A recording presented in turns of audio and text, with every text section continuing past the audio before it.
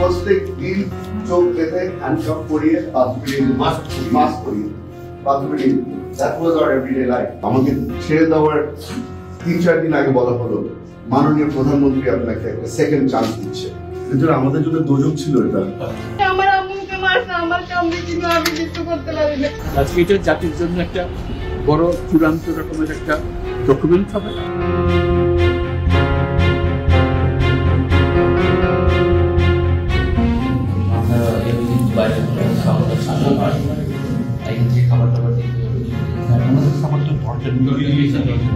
আমাকে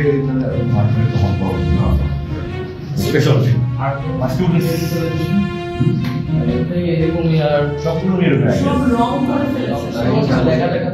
অনেক লেখা থাকলো, অনেকে অনেক রকমের জরুরি কমেন্ট পাবেন।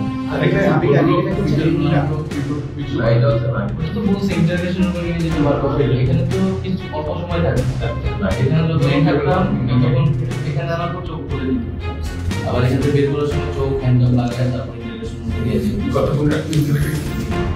ইন্টারভিউশন তো এখানে সারা রাতেও ইন্টারভিউশন করতো, এখানে যদি বা অজ্ঞান হয়ে গেলে অত্যাচার সহ্য করতে পারবে শরীর এইখানে নির্ভর করো।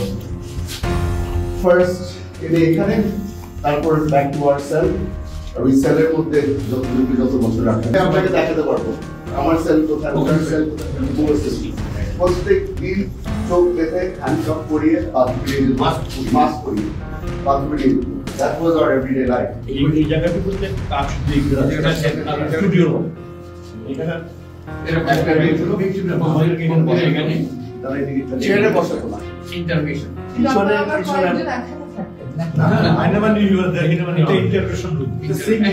আমাদের হ্যান্ডকাপ পিছনে পড়ে আমাদের একটা ছোট একটা টুলের মধ্যে বসানো হতো। You are never comfortable. যে কোনো সময় আপনি পড়ে যেতে পারেন, পড়ে গেলে ওরা pick you up sit you back down. You are never for a second you are never comfortable. এবং এখন বোর্ড ছিল বলুন যে রশিদকে হাত পা বেঁধে টাই করে ডাইরেক্ট, এবং আমার রড ছিল তাকে মোটামুটি বেশি ব্যালেন্স লাগছিল। আমাকে প্রথমে জিজ্ঞেস করলো আমার RAW এর সাথে যোগাযোগ আছে নাকি না, CIA এর সাথে যোগাযোগ আছে নাকি না, ISI এর সাথে যোগাযোগ আছে না, চাইনিজদের সাথে যোগাযোগ আছে নাকি না। মানে ইট ওয়াজ নেভার এক লাইনে কোনো সময় ছিল না। পরবর্তীতে বলা হলো যে এখানে আপনার থাকতে, আমি জিজ্ঞেস করেছিলাম যে কত মাস থাকতে হবে, আর বলে যে এটা তো আপনাকে বলা যাবে না, এটা উপর থেকে অর্ডার আসবে। আমাকে ছেড়ে দেওয়ার 3-4 দিন আগে বলা হলো মাননীয় প্রধানমন্ত্রী আপনাকে একটা সেকেন্ড চান্স দিচ্ছে, আপনি এই সেকেন্ড চান্সটা আপনি ঠিক মতো কাজে লাগাবেন। আপনার চলে যেতে হবে, দেশ ছেড়ে চলে যেতে হবে, দেশ ছেড়ে চলে যেতে হবে। এই ইন্টারভিউশনে কয়বার দেখেছেন নাকি বরাবরই প্রতিদিন ছিল?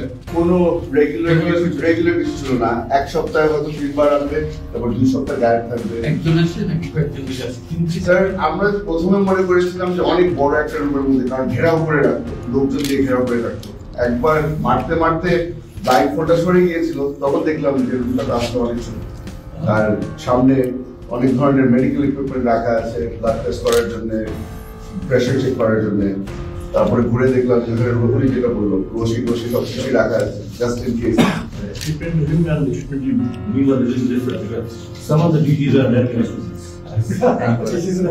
এখানে বসে দিয়ে হাত বেঁধে পায়ের পিছনে একটা রড দেওয়া হতো, need to sit down and then put pressure on my shoulders, এখানে যেন লাগে। ওভাবে করে মনে হতো তো মানে 8-9 ঘন্টা হয়ে গেছে। পরবর্তীতে বুঝতাম যে এক ওয়াক্ত নামাজে খালি সময় হতো, so it only been 2-3 hours. Blindfolded taken back into my cell, they would not take the blindfold off, ওখানে ফেলে রাখতো, মনে হতো যে কোথায় আছি জানি না। কিছু ঘন্টা পরে এসে ব্লাইন্ডফোল্ড করে দেখি যে আমি আমার সেলের মধ্যে আছি। মানে ডিসওরিয়েন্ট করার জন্য যা করার, এর জন্য আমাদের জন্য দোজক ছিল এটা। বাইরের দুনিয়া কি হচ্ছে না হচ্ছে আমি বারবার লিখেছি, আমার বৃদ্ধ অসুস্থ মা, বিধবা মা, আমি রাত্রিগুলো পাকাইয়ে দিতাম। বেঁচে আছেন মারা গেছে এরকম খবর দেন, আমি বেঁচে আছি খবর দেন, আমার শান্তি লাগে।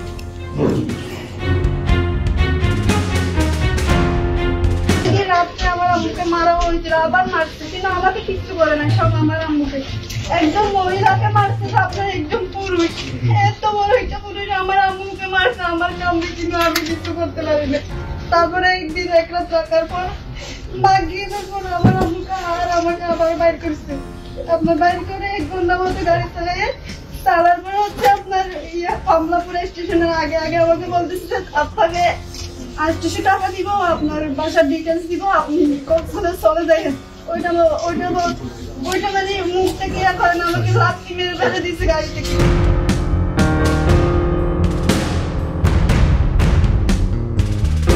তুমি যাদেরকে সন্দেহ করো তাদেরকে কি এখন গ্রেফতার করেছে? না, ওরা হচ্ছে আরেকটা মার্ডারও করছে, মানে ওরা আমাদের এলাকা হচ্ছে প্রভাবশালী, ওদের চোখে দিবে না, কেউ কথাও বলতে পারে। ওরা এখন বাইরে আছে, ঘুরে বেড়াচ্ছে? হ্যাঁ, ওরা মার্ডারও করছে, আবার ঘুরে বেড়াচ্ছে। আপনারা সবাই সঙ্গে ছিলেন, কাজে আমার নতুন করে বলতে হবে না। যা যা দৃশ্য, যা যা কথাগুলো বলা হয়েছে, এটা বর্ণনা যদি দিতে হয়, শব্দ যদি ব্যবহার করতে হয়, তাহলে বলতে হবে এটা বিভৎস দৃশ্য। এটা মানুষের মনুষ্যত্ববোধ বলে কোনো জিনিসটা আছে, সেটার থেকে বহু গভীরে নিয়ে গেছে এটা নিশ্চিন্ত করার জন্য। মনুষ্যত্ব অর্চনা করে না, নৃশংস প্রকৃতি জিনিস যে হয়েছে, যতটাই শুনি অবিশ্বাস্য মনে হয়। এদিকে আমাদেরই জগৎ, আমাদের সমাজ, আমরা এটা বললাম। এবং যারা নিগৃহীত হয়েছে, যারা এটা শিকার হয়েছে, তারা আমাদের সঙ্গে আছে, তাদের মুখের থেকে শুনলাম কীভাবে হয়েছে। কোনো ব্যাখ্যা নেই। এটা ব্যাখ্যা থাকলে বিষয়টা হলে মানে বোঝে যে এটা কারণ ছিল। বিনা কারণ রাস্তা থেকে উঠিয়ে আনা, বিনা বসে কতগুলো সাক্ষী সাবুত হাজির করে সেই এক্সপ্লোসিভ ঘটনাগুলো গাড়ির মধ্যে ঢুকে দিয়ে তারা বসে সন্ত্রাসী জঙ্গি এগুলো বলে নিয়ে আসা হয়েছে। এবং এইরকম ইন্টারোগেশন, এরকম টর্চার সেল, এরকম টর্চার সেল সারা বাংলাদেশ জুড়ে আছে, সেটা শুনলাম আজকে। আমার ধারণা ছিল যে এখানে আয়নাগর বলতে যে কয়েকটা আছে, এখন শুনতেছি আয়নাগরের বিভিন্ন ভার্সন সারা দেশ জুড়ে আছে। কেউ বলতে 700, কেউ বলতে 800, যে সংখ্যাও নিরূপণ করা যায় কতটা আছে, কতটা জানা আছে, কতটা অজানা রয়ে গেছে। সেই জিনিস দেশের যে চূড়ান্ত অবনতি, চূড়ান্ত রূপ দেখলাম সর্বক্ষেত্রে, এটা তার একটা প্রতিচ্ছবি।